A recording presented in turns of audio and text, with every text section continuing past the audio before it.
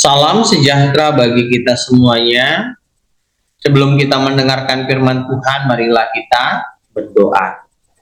Damai sejahtera Allah yang melampaui segala akal, itulah yang memelihara hati dan pikiranmu di dalam Kristus Yesus Tuhan kita. Amin. Saudara-saudara yang terkasih, firman Tuhan bagi kita pada saat ini tertulis dari 1 Korintus pasal pertama ayat 24. Demikian firman Tuhan. Tetapi untuk mereka yang dipanggil, baik orang Yahudi maupun orang bukan Yahudi, Kristus adalah kekuatan Allah dan hikmat Allah. Demikian firman Tuhan.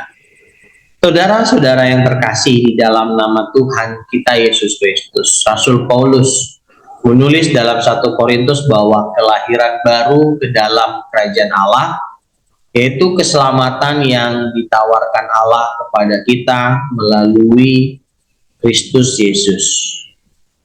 Sama sulitnya untuk dipahami oleh mereka yang belum mengalaminya. Mengatakan bahwa keselamatan dapat datang melalui salib. Suatu kematian yang dianggap sebagai kelemahan atau kekalahan atau kenistaan. Terdengar seperti sebuah tanda kutip kebodohan. Tetapi justru kebodohan inilah keselamatan yang diberikan oleh Rasul Paulus, pemahaman kepada jemaat Korintus yang pada saat itu memiliki pengetahuan yang cukup tinggi. Mereka beranggapan bahwa apa yang dilakukan itu tidak masuk akal yang dilakukan oleh Tuhan Yesus Kristus. Tak seorang pun pernah membayangkan cara Allah tersebut. Sebagian orang mengira keselamatan akan datang melalui pemimpin politik yang kuat atau tanda-tanda yang ajaib. Sebagian lagi mengira mereka bisa diselamatkan oleh pencapaian akademis atau kepandaian hikmat mereka. Dan itu yang dituliskan di ayat 22. Namun Allah mengejutkan semua orang dengan membawa keselamatan melalui cara yang hanya masuk akal bagi mereka yang mempercayainya dan mengalami sendiri.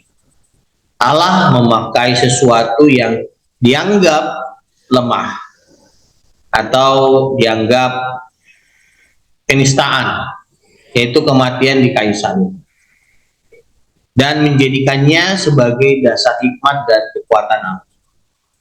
Allah melakukan yang tak terbayangkan.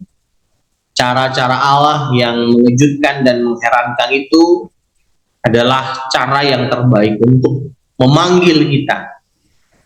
Baik itu yang dianggap dulunya sebagai umat Allah, tapi sekarang yang bukan Yahudi pun itu diselamatkan oleh Tuhan. Kita dipanggil.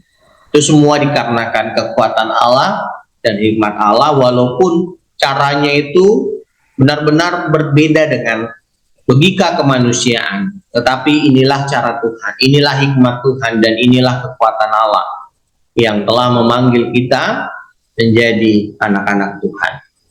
Amin. Marilah kita berdoa. Bapa kami yang bertahta di dalam kerajaan surga, kami bersyukur kepadamu karena berkat dan penyertaan-Mu hadir dalam setiap kehidupan kami. Pada saat ini kami telah mendengarkan firman-Mu, biarlah tertanam dalam hati dan pikiran kami.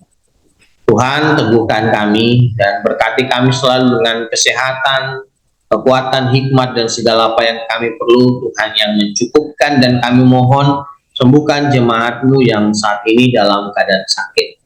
Ya Tuhan, ampuni dosa dan kesalahan kami. Di dalam nama anak-Mu Tuhan Yesus Kristus kami berdoa dan mengucap syukur.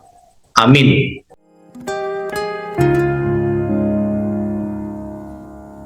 Kuasa-Mu nyata di dalam kelemahanku, kekuatan-Mu menopang seluruh hidupku.